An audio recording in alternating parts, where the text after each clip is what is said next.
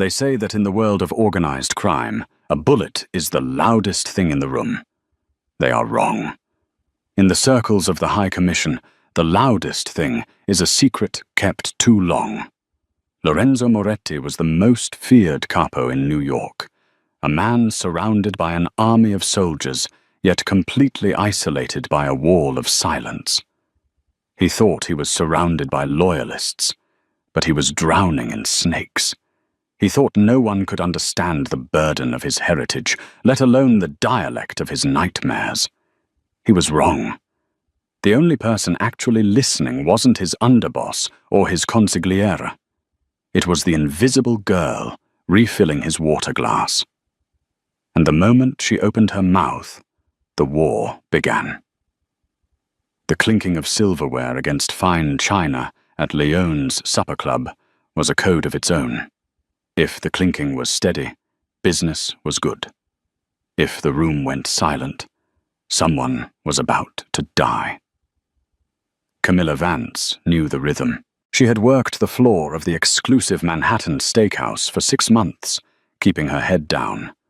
Her dark hair pulled into a severe, nondescript bun, and her lips sealed. She was 24, broke, and possessed a resume that was half truth, half fiction. To the manager, Paulie, she was just a girl from Jersey who needed rent money. She was also the daughter of a ghost, but that was a life she had buried 3 years ago, along with a casket in a closed ceremony in Palermo. Table 4 needs a decanter of the '98 Tignanello. Now, Vance, Paulie hissed, snapping his fingers near her ear. And don't look them in the eye. You know the drill. It's the Moretti party. Camilla's stomach tightened, but her face remained a mask of indifference. Yes, sir. The air in the private back room was thick enough to choke on. It smelled of cigar smoke, expensive cologne, acqua di Parma, and fear. In the center of the plush leather booth sat Lorenzo Moretti. Lorenzo was not what the tabloids painted him to be. They called him the Butcher of Brooklyn, a brute in a suit. Up close, however, the violence was quieter. It was in the way he held his wine glass loosely, as if he could crush the crystal stem without a thought. He was young for a don, barely 32, with sharp features cut from marble, and eyes that looked like they had seen the end of the world and found it boring. He was flanked by 3 men. To his left was Marco, his translator and supposed right-hand man for international dealings. To his right, 2 heavily armed bodyguards, distinct bulges visible beneath their Armani jackets. Across from them sat a group of Russians, led by a man named Volkov. Camilla approached the table with the silence of a shadow. She uncorked the Tignanello, her movements fluid. The negotiation was going poorly. Volkov slammed a heavy hand on the table, rattling the cutlery. He spoke in rapid, aggressive Russian. Lorenzo remained still, his eyes fixed on Volkov. He turned to Marco. What did he say? Marco cleared his throat, adjusting his tie nervously. He says the shipment is delayed because of customs at the port. He asks for patience, boss. Camilla paused mid-pour just for a fraction of a second. She didn't speak Russian, but she knew the tone of a lie. Marco was sweating. His pulse was visible in his neck. Lorenzo sighed, leaning back. He looked tired. He muttered something under his breath, barely a whisper in a dialect of Italian so old and specific to the hills of Corleone that it was practically a dead language in New York. Sono circondato da idioti che pensano che io sia sordo. I am surrounded by idiots who think I am deaf. He continued, his voice low, effectively, talking to himself, assuming the language barrier was his shield. Questo russo sta mentendo, e Marco sta sudando come un maiale al macello. Se non scopro cosa sta succedendo stasera, dovrò ucciderli tutti. This Russian is lying, and Marco is sweating like a pig at the slaughterhouse. If I don't find out what is happening tonight, I will have to kill them all. Camilla finished pouring the wine. She should have walked away. That was the rule. The invisible waitress survives by being furniture. But looking at Lorenzo, a man isolated at the top of a food chain being fed, lies by the very man supposed to be his voice, something in her blood rebelled. It was the same blood that had gotten her father killed. She placed the bottle down on the coaster. She didn't look at the Russians. She didn't look at Marco. She looked directly at the tablecloth, but she spoke clearly, her voice low and steady. Il russo non ha detto che è la dogana. Ha detto che hanno venduto il carico ai triadi. The room didn't just go silent. The air was sucked out of it. Lorenzo froze. His hand, which had been reaching for his glass, stopped in mid-air. Camilla had spoken in perfect native Italian, but not just standard Italian. She had replied using the same inflection, the same cadence he had just used. Lorenzo slowly turned his head. For the first time all night, he actually looked at her. He saw the fraying collar of her uniform, the tired shadows under her hazel eyes, and the terrifying calmness of her posture. "What did you say?" Lorenzo asked in English this time. His voice was a low rumble, dangerous and confused. Marco stood up, his face pale. "Boss, she's just a stupid waitress. She doesn't know what—" Lorenzo held up one finger. Marco snapped his mouth shut and sat down, trembling. Lorenzo looked at Camilla. "Repeat it. In English." Camilla finally lifted her gaze. Her heart was hammering against her ribs like a trapped bird, but she channeled the ice her father had taught her. "The Russian didn't mention customs, sir. I picked up enough words working in Brighton Beach to know. And your translator. He left out the part where Volkov insulted your mother." Lorenzo's eyes darted to Marco. Marco looked like he was about to vomit. "Is that so?" Lorenzo asked, his voice deceptively light. "He said they sold the shipment to the triads." Camilla continued, her voice gaining strength. "And he told your man here that you are a paper tiger who pays for empty containers." Lorenzo stared at her for a long, outagonding 10 seconds. He was dissecting her. He was looking for the wire, the badge, the trap. But all he saw was a waitress holding a wine napkin. Then a corner of Lorenzo's mouth twitched. Not a smile. A predator acknowledging prey that bit back. He turned to Volkov. The Russian looked confused, not understanding the English exchange. Lorenzo switched to perfect fluent Russian. Volkov's eyes widened in horror. "You speak Russian?" Marco whispered, the color draining from his face. "I learned last month," Lorenzo said calmly, standing up and buttoning his jacket. "I just wanted to see who would tell me the truth first. I didn't expect it to be the girl pouring the wine."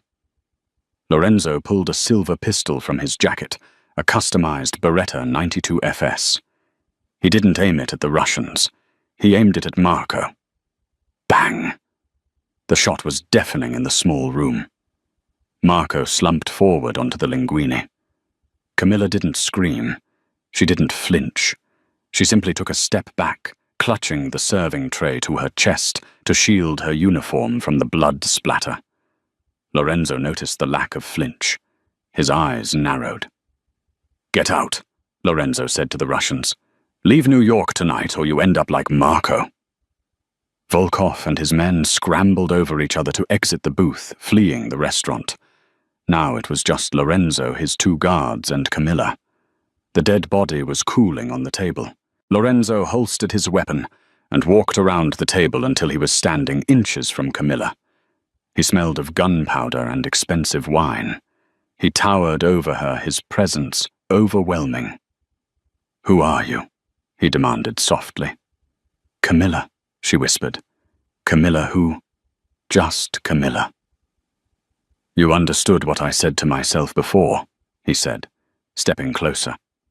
"That wasn't Italian you learn in school, Camilla. That was Sicilian. Old Sicilian. Who taught you that? My grandmother, she lied. It was a practiced lie. Lorenzo reached out his leather-gloved hand, brushing a stray lock of hair from her face. His touch was electric, terrifying. You didn't flinch when I pulled the trigger. Most civilians scream. I've seen worse in this restaurant on a Saturday night, she said, trying to deflect.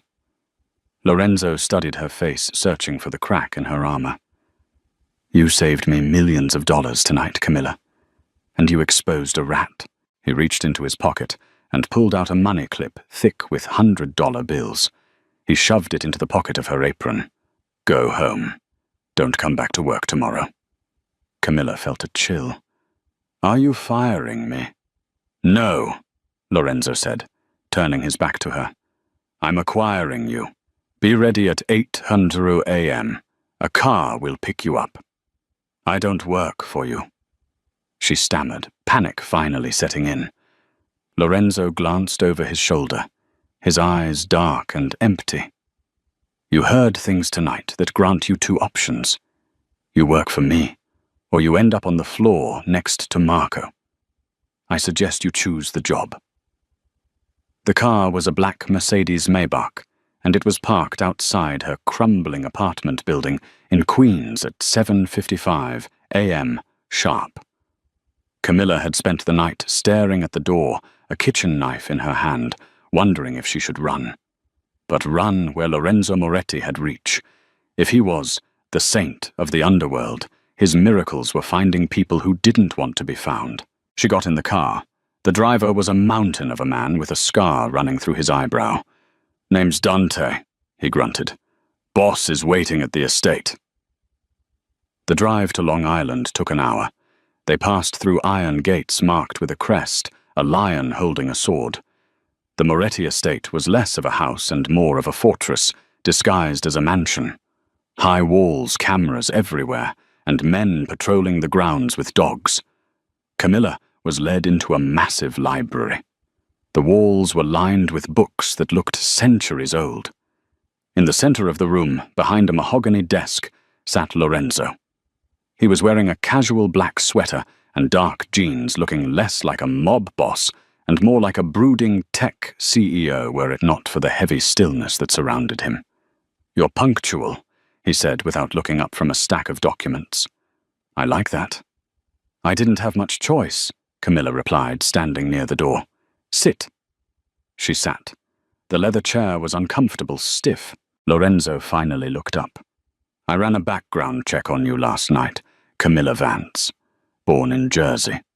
Mother died when you were 10. Father listed as unknown. High school dropout. Waitress jobs for the last 5 years. He slid a file across the desk. It's a very clean history. Boring, actually. I live a boring life, she said. Bullshit, Lorenzo said softly. You speak a dialect of Sicilian that belongs to the families of Palermo. You identify a lie in a language you shouldn't know, and you have the stillness of a soldier. He leaned forward, his eyes locking onto hers. Who is your father? Camilla's heart stopped. She had to be careful. If he knew she was the daughter of Matteo Rinaldi.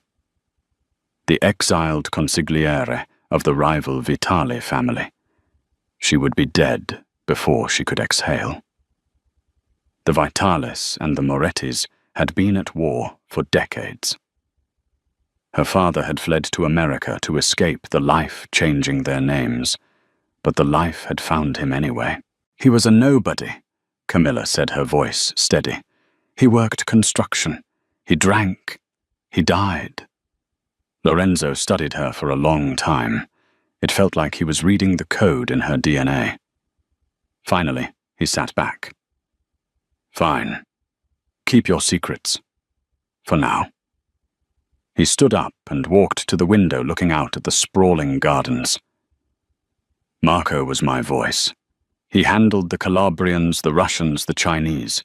I speak 3 languages, but I cannot speak them all. And more importantly, I cannot trust anyone in my inner circle right now. Marco was with me for 10 years, and he sold me out for a crate of heroin. He turned back to her. You are going to be my new personal assistant, but your real job is to be my ears. I'm not a criminal, Camilla said. You are now, Lorenzo replied simply. You will accompany me to meetings. You will pour the wine. You will look at the floor. And afterwards, you will tell me everything they said, everything they whispered, and everything they didn't say. You are my lie detector, and if I refuse, then you are a liability, a loose end who knows I killed a man at Leone's. His face was expressionless. I don't leave loose ends, Camilla. It wasn't a threat. It was a statement of fact. What is the pay? She asked. Lorenzo blinked, surprised by her pragmatism.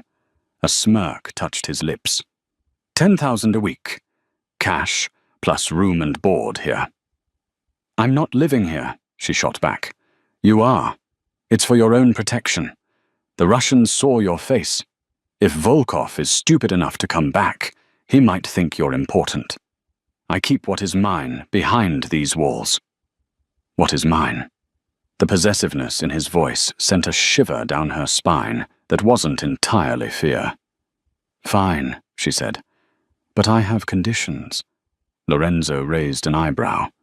You are in no position to negotiate. I need access to a secure phone, and I want no part in the violence. I interpret words, Lorenzo. I don't clean up blood.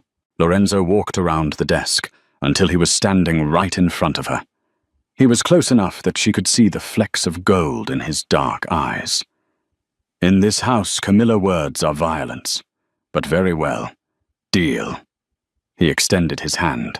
She took it. His grip was warm, rough, and firm. Welcome to the family, he said. At that moment, the library doors burst open.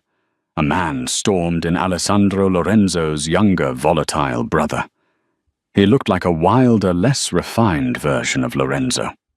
Enzo, Alessandro shouted, ignoring Camilla. We have a problem. The shipment Marco sold. It wasn't just drugs, it was the blueprints. Lorenzo's face hardened into stone. He didn't let go of Camilla's hand. The architectural blueprints. For the Federal Reserve Vault renovation, the ones we spent 2 years acquiring. Lorenzo cursed in Italian. He finally released Camilla's hand and turned to his brother. If the triads have those prints, they will hit the vault before we can. We need to meet with the commission. Tonight. Alessandro finally looked at Camilla, sneering. Who is the skirt? Staff, Lorenzo said, his voice cold. He looked at Camilla. Get ready, Camilla. Tonight you earn your keep.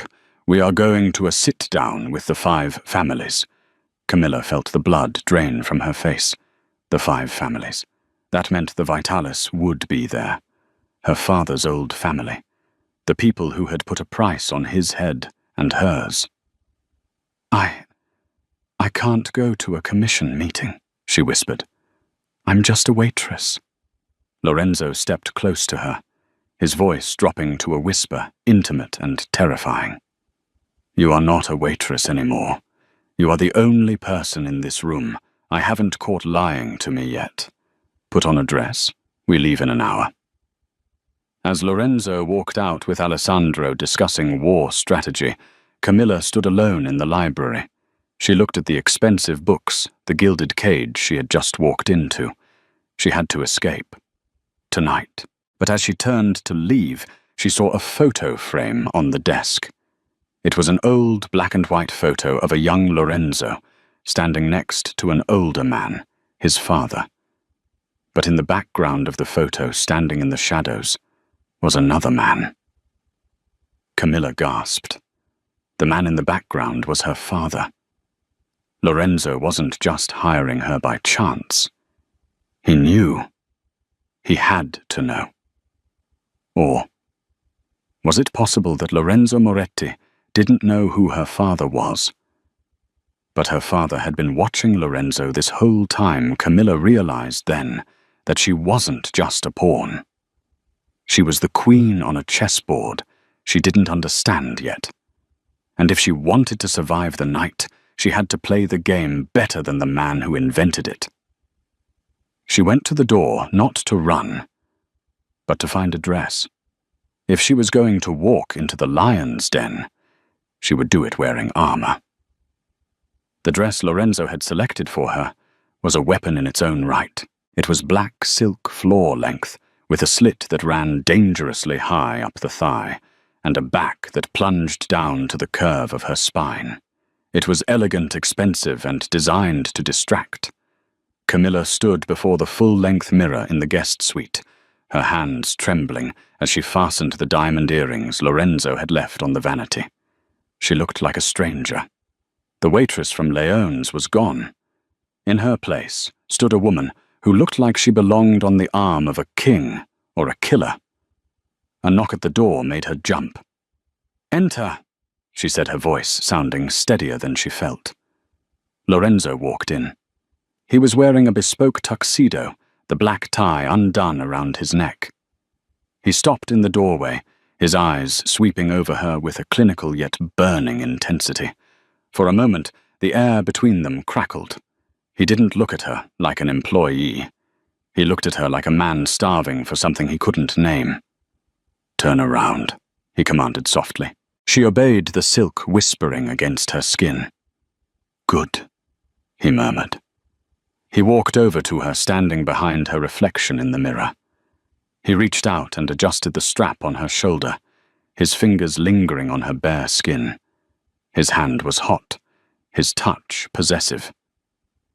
"Tonight you are not Camilla the waitress. You are Sofia, my fiancée from Milan. You speak little English. You smile, you drink champagne, and you listen to every breath they take." "Fiancée?" Camilla turned to face him, eyes wide. "That wasn't in the job description."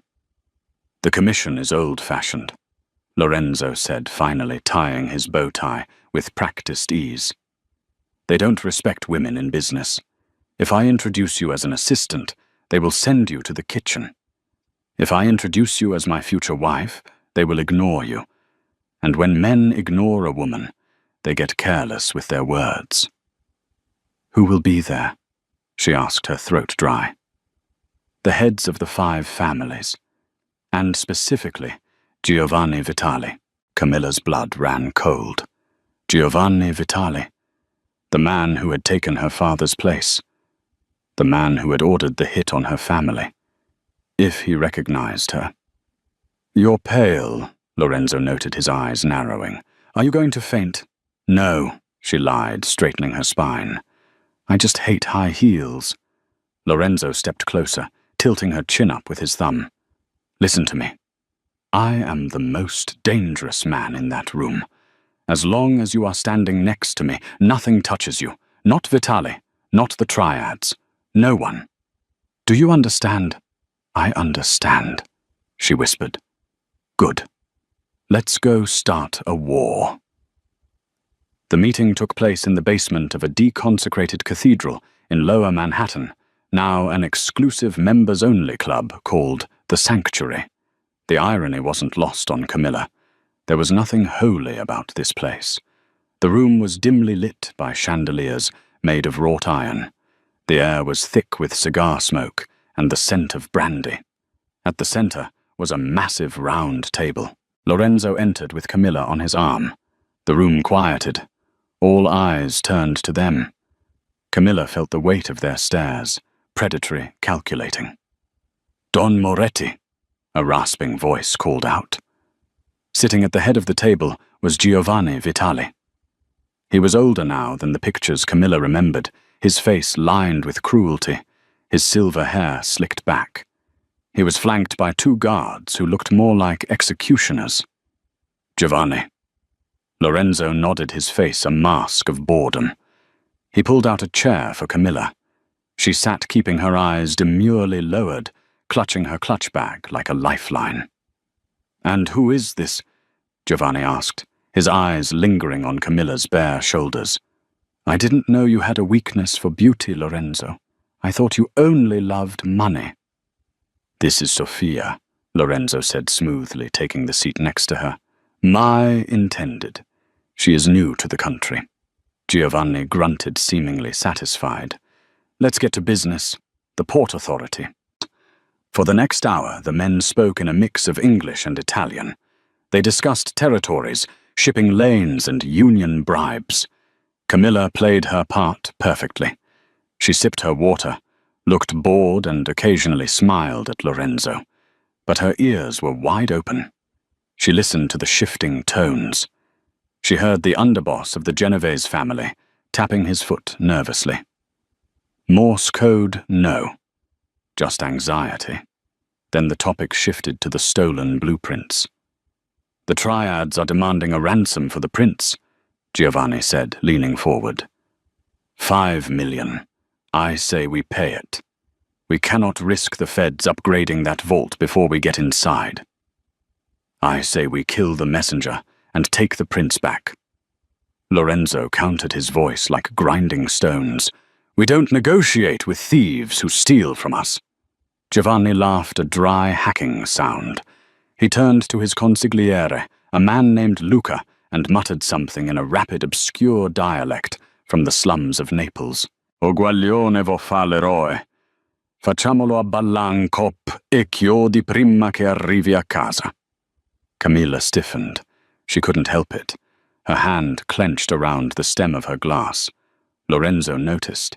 He placed his hand over hers, squeezing gently. A silent question. Camilla leaned in close to Lorenzo, pretending to kiss his cheek. Her lips brushed against the rough stubble of his jaw. She smelled the sandalwood and gunpowder on him. He just told his man, she whispered in Italian into his ear. The boy wants to play hero. Let's make him dance on nails before he gets home. Lorenzo didn't react visibly, but his muscles tightened beneath his suit. Is that all? He murmured back, nuzzling her neck, as if they were lovers sharing a joke. She whispered, her heart pounding. He used the word gabbiano, seagull. It's code. My grandmother told me. It means they have a sniper on the roof. Lorenzo pulled back slowly. He looked into Camilla's eyes. There was a flicker of something new there. Respect and perhaps fear of how much she actually knew. He stood up abruptly. Gentlemen, Lorenzo announced, buttoning his jacket.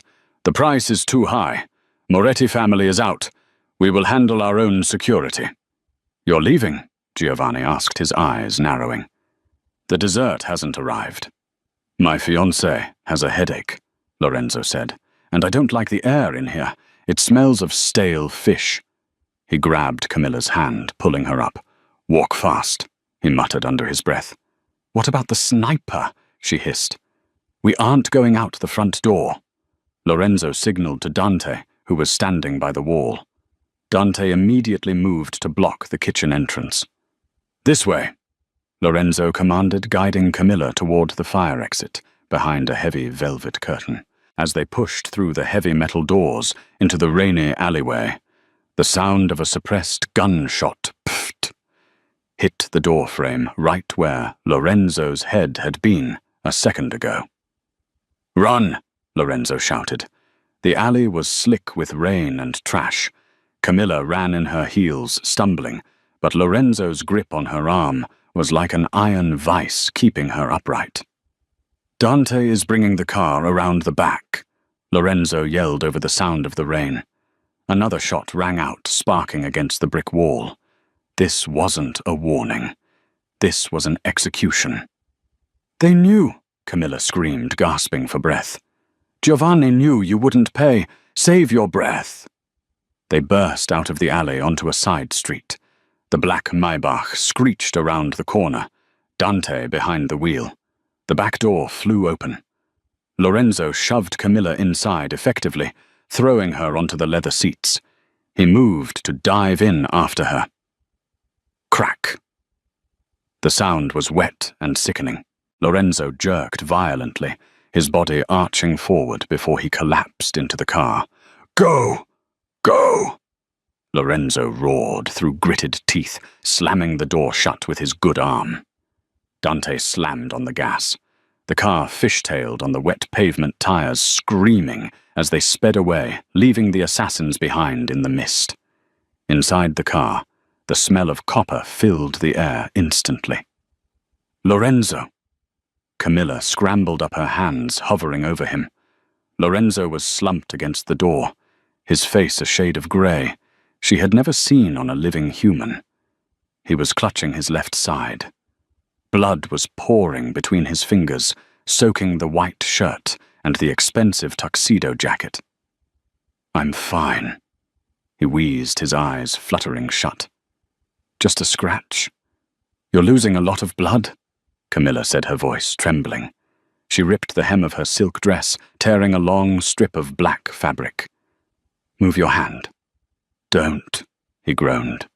"Move your hand, Lorenzo," she shouted, panic giving way to adrenaline. He moved his hand. The bullet had torn through his side, just above the hip. It was messy. She pressed the silk against the wound, leaning her entire body weight onto it to apply pressure. Lorenzo let out a guttural growl of pain, his head falling back against the headrest. "Dante Hospital!" Camilla yelled toward the front. "No!" Lorenzo grabbed her wrist, his grip surprisingly weak. "No hospitals. If we go to a hospital, the police come. If the police come, the commission finds out I'm weak. If they find out I'm weak, they burn my house down with everyone inside. You're dying," she cried. "Take us to the safe house in the Bronx," Lorenzo ordered Dante, his voice barely a whisper. "The apartment on Arthur Avenue." "Boss?" Dante warned, looking in the rearview mirror. "Do it." Lorenzo looked at Camilla. His eyes were glassy, fighting unconsciousness. "You said you don't clean up blood, Camilla. Looks like you have to break your rule." The safe house was a fourth-floor walk-up above a bakery. It smelled of yeast and old dust. It was sparse, just a couch, a table, and a medical kit that looked like it belonged in a war zone. Dante carried Lorenzo up the stairs, kicking the door open. He laid Lorenzo on the couch. "I have to go secure the perimeter," Dante said, pulling a shotgun from a duffel bag. "They will be hunting us. Miss, can you handle him?" Camilla looked at the man bleeding out on the beige sofa. She looked at the medical kit. She had no medical training other than stitching up her father's cuts when he came home from work, drunk and bruised years ago. "Go," she told Dante. "I've got him." Dante left. Camilla locked the door. She moved to the couch. Lorenzo was conscious, but barely. He was shivering. Shock was setting in. "I need to cut the shirt," she said, grabbing a pair of shears from the kit. "My favorite suit." He mumbled, a ghost of a smirk on his pale lips. "I'll buy you a new one at Target." She snapped, cutting through the sodden fabric. She cleaned the wound with alcohol. Lorenzo hissed his back, arching off the couch, his hand gripping her forearm so hard it would leave bruises. "The bullet went through," she said, examining the exit wound on his back. "That's good. No digging." "Stitch it," Lorenzo commanded. "Do it." Camilla threaded the needle. Her hands were shaking. She took a deep breath. "I am Matteo Rinaldi's daughter. I am not afraid of blood." She began to stitch. For 20 minutes, the only sounds in the room were the ticking of a clock and Lorenzo's ragged breathing. He didn't scream. He barely made a sound, channeling the pain into a silent, terrifying endurance. When she tied the final knot and taped the gauze over the wound, she was sweating as much as he was. She sat back on the floor, wiping her bloody hands on a towel. Lorenzo opened his eyes. They were clearer now. He turned his head to look at her. She was covered in his blood. Her hands, her chest, the ruined black dress. "You have good hands," he whispered. "Steady." "I imagined I was sewing a turkey," she said, her voice cracking. She reached for a bottle of water and held it to his lips. He drank greedily. "Why didn't you run?" Lorenzo asked suddenly. "In the alley? Or when Dante left. You could have taken the gun and left. You could be halfway to Jersey by now. Camilla put the water down. She looked at him. Really looked at him. The armor was gone. The Don was gone. This was just a man who had taken a bullet because he refused to bow to an enemy. "Because you didn't leave me," she said softly. "You shielded me in the car. You took that bullet for me." "I was protecting an asset," he rasped, though the words lacked conviction. "Liar," she said. Lorenzo tried to sit up, groaning. "Stay down," she ordered, putting a hand on his chest. His skin was burning hot. He caught her hand, pressing it flat against his chest, right over his beating heart. "Who are you, Camilla?" he asked, his voice intense, searching. "You know dialects from 1980s Naples. You know commission codes. You stitch wounds like a mob wife. Don't tell me you're a waitress." Camilla felt tears prick her eyes. She was exhausted. The adrenaline was fading, leaving her hollow. "My name isn't Camilla Vance," she confessed, the secret tumbling out before she could stop it. Lorenzo's eyes widened slightly. "Tell me." "My name is Camilla Rinaldi. My father was Matteo Rinaldi." Silence stretched between them, heavy and suffocating. Matteo Rinaldi, the former consigliere of the Vitali family, the man who betrayed Giovanni Vitali and fled. The man Lorenzo's father had hunted for sport years ago. Lorenzo stared at her. His hand on her chest didn't move, but his thumb stopped stroking her skin. "Rinaldi," he repeated. "The traitor." "He wasn't a traitor," she defended, her voice rising. "He tried to stop Giovanni from trafficking children. That's why they marked him for death. That's why we ran." Lorenzo studied her face, looking for the lie. He found none. "So," Lorenzo said slowly, "I have the daughter of my enemy stitching my wounds." "My father is dead," Camilla said. "And the Vitalis want me dead too. We have the same enemy, Lorenzo." Lorenzo let out a long breath. He pulled her hand closer until her palm was resting against his neck. "If anyone else had told me this," he said, his voice dropping to a dangerous rumble, "I would have put a bullet in them myself." "Are you going to kill me?" she asked, holding his gaze. Lorenzo pulled her down until their faces were inches apart. She could feel the heat radiating off him. "No," he whispered. "You saved my life tonight. That debt is paid." His gaze dropped to her lips. The air in the room shifted from tension to something entirely different. It was magnetic. The brush with death had stripped away the pretenses. "But you are a dangerous woman, Camilla Rinaldi," he murmured. "And now that I know who you are, I can never let you go." "I don't want to go." She admitted the truth, surprising her. Lorenzo's hand moved to the back of her neck, pulling her down. It wasn't a gentle kiss. It was desperate tasting of blood and survival. It was a seal on a pact. But the moment was shattered by the sound of a phone ringing. Not Lorenzo's phone. Not Camilla's. It was a burner phone taped under the coffee table. Lorenzo broke the kiss, his eyes snapping to the table. He reached out, wincing, and ripped the phone from the tape. He answered it on speaker. "Is it done?" a voice asked. Camilla froze. She recognized the voice. It wasn't Giovanni Vitali. It was Alessandro, Lorenzo's brother. Lorenzo stared at the phone, his face turning into a mask of pure fury. He didn't say a word. He just listened. "Hello, Volkov," Alessandro's voice continued. "Did you kill my brother or not? The payment is in the account." Lorenzo ended the call and crushed the flip phone in his hand until the plastic shattered. He looked at Camilla. The passion was gone, replaced by a cold, demonic rage. "It wasn't the Vitalis. Lorenzo said, his voice void of all humanity. It was my own blood. He tried to stand up, despite the wound. Lorenzo, you can't, Camilla pleaded, grabbing his arm. Help me up, he snarled. The war isn't with Giovanni. The war is in my own house, and tonight I am going to burn it to the ground. The rain had stopped, leaving the streets of New York slick and reflective like black oil. Inside the battered sedan, Dante had procured the silence was heavier than the humid air. Lorenzo sat in the back, his face a pale mask of concentration.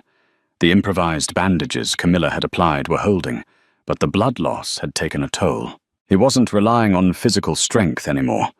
He was running on the cold, pure fuel of betrayal. We are approaching the estate, Dante said, his voice low. The guards at the gate are new. Russians. Alessandro must have swapped out the night shift.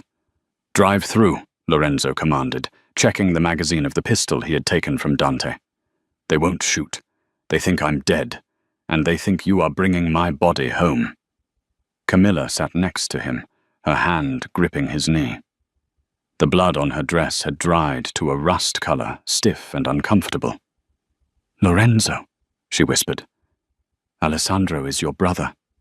Are you sure? Lorenzo looked at her. The softness she had seen in the safe house was gone, replaced by the eyes of the butcher of Brooklyn. In the Bible, Cain killed Abel out of jealousy. Lorenzo said, his voice devoid of emotion. Alessandro didn't just want my seat, Camilla. He sold my life to a foreign enemy. He put you in the line of fire. He is not my brother anymore. He is a disease. The car rolled up to the iron gates. The guard, a thick-necked man Camilla didn't recognize, peered into the back window. Dante flashed the high beams, blinding him momentarily. Open the gate, Dante barked. I have the package. The guard hesitated, then spoke into his radio. The gates groaned open. They drove up the winding driveway. The mansion was ablaze with light. Music was thumping from inside, loud, celebratory music. It was a wake turned into a party. Here is the plan, Lorenzo said, as the car stopped in the shadows of the garage. Dante, you take the perimeter. Silence the guards. Camilla. He turned to her, hesitating. You go in first. What? Camilla asked, startled. Alessandro needs to believe he won. If I walk in, he shoots. If you walk in crying, screaming that I'm dead, he will lower his guard. He will want to gloat. You want me to be the bait, she realized. I want you to be the distraction, Lorenzo corrected. He handed her a small, cold object. It was a spare magazine for his gun. Hide this. If things go wrong, drop to the floor. Camilla took a deep breath. She smoothed her ruined dress, messy hair, and tear-stained face. She looked exactly like a woman who had just watched her lover die. I can do this, she said, more to herself than him. I know, Lorenzo said. He leaned in, kissing her forehead. It felt like a benediction before battle. Go. Camilla pushed open the heavy oak doors of the main hall. The music was deafening, some modern techno trash that clashed with the Baroque architecture. In the center of the room, Alessandro stood on a table, a bottle of champagne in one hand, a cigar in the other. Around him were a dozen men, some of Lorenzo's captains, who had turned, and several of Volkov's Russians. To the king, Alessandro shouted, spraying champagne over the floor. The king is dead. Long live the king. He's dead, Camilla screamed, her voice shrill and breaking. The music cut out. Every head turned toward the door. Camilla stumbled into the room, falling to her knees on the marble floor. She sobbed, a visceral, racking sound. They killed him. They shot him in the car. He's gone. Alessandro hopped down from the table, a cruel grin spreading across his face. He walked toward her, his shoes clicking on the stone. Ah, the waitress, Alessandro sneered. I wondered if you survived. Where is the body? Dante. Dante is bringing it. She wept, burying her face in her hands. Please don't kill me. I saw nothing. Alessandro crouched down in front of her. He smelled of expensive scotch and treachery. He reached out, grabbing her hair and yanking her head back. You saw everything, Bella, he whispered. But don't worry. I have a use for pretty things. Lorenzo was too stingy. He didn't know how to share. He stood up, turning to the room, arms spread wide. You see, Alessandro bellowed to his men. My brother was weak. He let a woman distract him. He died in a gutter because he lost his edge.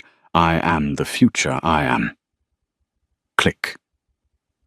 The sound of a gun hammer cocking echoed through the silent hall. It came from the shadows of the grand staircase. You are nothing, a voice rumbled from the dark. But a disappointment. Alessandro froze.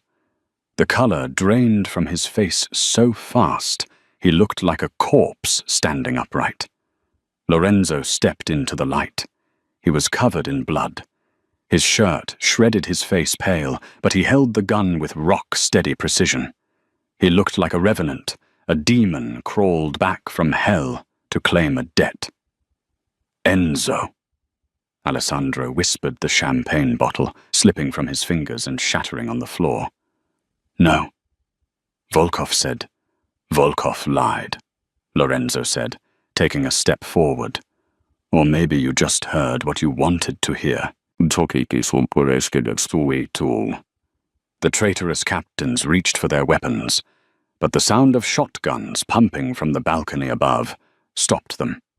Dante and 3 loyal enforcers had emerged from the shadows of the upper-level weapons, trained on the crowd. Drop them, Dante ordered, or everyone dies. The guns clattered to the floor. The Russians looked at each other, calculating the odds, and slowly raised their hands. Lorenzo ignored them all. His eyes were locked on his brother. He walked slowly, painfully toward Alessandro. I gave you everything, Lorenzo said softly. I paid your debts. I covered your mistakes. I gave you a seat at the table. You gave me scraps, Alessandro screamed, fear turning into hysterical anger. You treated me like a child. Alessandro, be quiet. Alessandro, sit down. I am a Moretti too. I deserve the crown. The crown is heavy, brother, Lorenzo said, stopping 3 feet away. It breaks weak necks. Alessandro's eyes darted to Camilla, then to the gun in Lorenzo's hand. In a desperate move, Alessandro lunged for Camilla, pulling a knife from his belt to use her as a shield. But Camilla was faster. She didn't cower. As Alessandro reached for her, she slammed the heel of her palm upward into his nose, a move her father had taught her for self-defense. Alessandro stumbled back, blinded by pain. Lorenzo didn't hesitate. Bang! Bang! 2 shots to the chest. Alessandro fell backward, landing in the pool of spilled champagne. Silence reclaimed the room. Lorenzo stood over his brother, watching the light fade from Alessandro's eyes. There was no triumph in Lorenzo's face, only a profound, exhausting sorrow. He looked up at the Russians and the traitorous captains. Get them out of my sight, Lorenzo ordered Dante. The cellar. I will deal with them later. As the room cleared, Lorenzo swayed. The adrenaline was fading and the blood loss was catching up. He dropped to one knee. Camilla was there, instantly catching him before he hit the floor. I've got you, she whispered, holding him tight. Lorenzo rested his forehead against hers, his breathing ragged. It's done, he murmured. The house is clean. No, Camilla said, looking at the dark windows where the city lights flickered. This was just the cleanup. Giovanni Vitali is still out there, and now that he thinks you're dead, he's coming for the rest. The drive to the Red Hook terminal was a funeral procession of silence. Rain lashed against the tinted windows of the armored SUV, blurring the city lights into streaks of neon blood. Lorenzo sat in the back, checking the magazine of his weapon for the 100th time, his knuckles white. He wasn't afraid of dying. He was terrified of what he was allowing Camilla to do. "You don't have to pull the trigger," Lorenzo said, his voice cutting through the hum of the engine. He looked at her profile, sharp, determined, and terrifyingly calm. "Dante can take the shot. You just lure him in. Once the trap is sprung, you drop to the ground." Camilla stared out at the dark waters of the East River as they crossed the bridge. She touched the cold glass, seeing her reflection. It wasn't the reflection of a girl who served pasta anymore. "No," she said softly. "He killed my father. He made me an orphan at 14. He made me live in fear for a decade. If I don't do this, I will always be the victim. Tonight, I become the judge." When they arrived, the grain terminal was a rotting skeleton of industry. Massive concrete silos loomed like tombstones against the night sky. The wind howled through broken windows, carrying the scent of salt water, rust, and decay. It was a place where things went to die. Lorenzo positioned himself in the shadows, behind a rusted conveyor belt, his injured leg throbbing with every step. He rested his rifle on a crate, his scope trained on the center of the loading bay. He watched Camilla walk to her mark. She looked small against the vast, decaying machinery, but she stood with a spine of steel. The wind whipped her hair, but she didn't shiver. "She looks like a statue," Dante whispered over the comms from the upper catwalk, where he lay prone with a sniper rifle.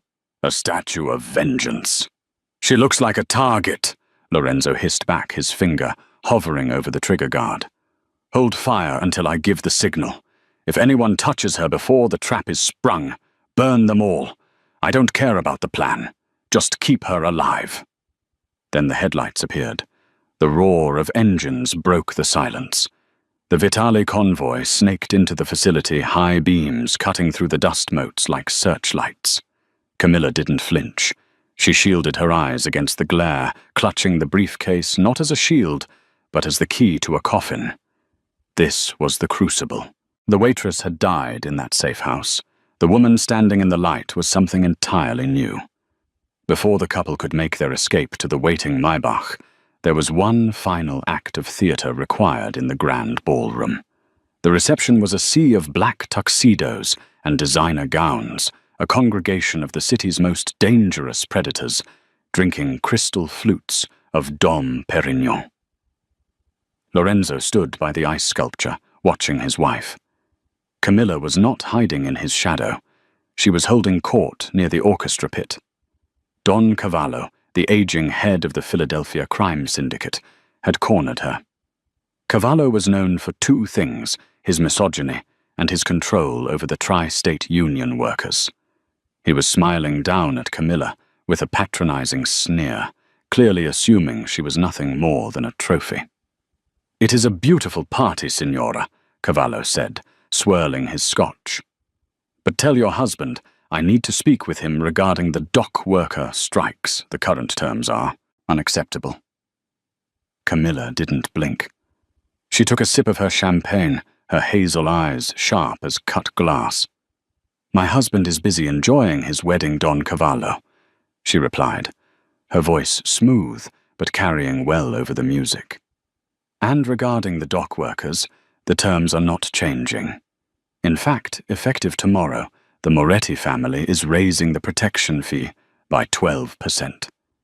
Cavallo's smile vanished. He leaned in, his voice dropping to a growl. "You are confused, little girl. This is men's business. Go find Lorenzo."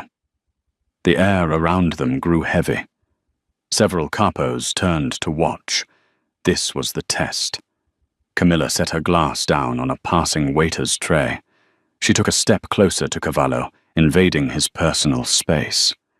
She didn't look up at him. She looked through him. "You are the one who is confused," she said, her tone icy and authoritative. Lorenzo pulls the trigger. I aim the gun. I am the consigliere of this family now. If you want the unions to work on Monday, you will agree to the 12%. If not, I will make a call to the Department of Labor and hand them your pension fund ledgers. I believe the file name is Bluebird. Is that correct? Cavallo turned pale. The Bluebird ledger was his deepest secret. How? He stammered. How do you know that I know everything? Camilla whispered. That is my job. Now kiss my hand and accept the deal or lose your empire. Cavallo hesitated for a heartbeat. Then, sweating, he bowed his head. He took Camilla's hand and kissed the ring of the consigliere. Agreed, consigliere, he muttered, retreating into the crowd. Lorenzo, who had watched the entire exchange from 10 feet away, felt a surge of pride so intense it nearly knocked him over. He walked over to her, sliding his hand onto the small of her back. You terrified him. Lorenzo murmured, his lips brushing her ear. I've been trying to get Cavallo to fold for 3 years. You did it in 3 minutes. Camilla turned to her husband, a triumphant smirk playing on her lips. He expected a waitress, she said. He forgot that waitresses know exactly how the kitchen operates. Lorenzo laughed, taking her hand. Come, the car is waiting. We have a city to rule, but tonight belongs to us. They walked out of the ballroom together, leaving a room full of powerful men, realizing that the balance of power had just shifted permanently. The king had his queen, and for the first time in the history of the New York underworld, the throne was shared. And that is the story of how a single sentence in a dying dialect brought down an empire and built a new one. Lorenzo thought he needed a soldier, but he found a queen. Camilla thought she needed to hide, but she was born to rule. In a world of silence, she was the only one who dared to speak his language. If you enjoyed this dark mafia romance filled with twists, betrayal, and power, make sure to hit that like button. It really helps the channel grow. Did you expect that twist with Alessandro? Let me know in the comments below. And don't forget to subscribe and ring the bell so you never miss a story. Until next time, keep your secrets close and your friends closer.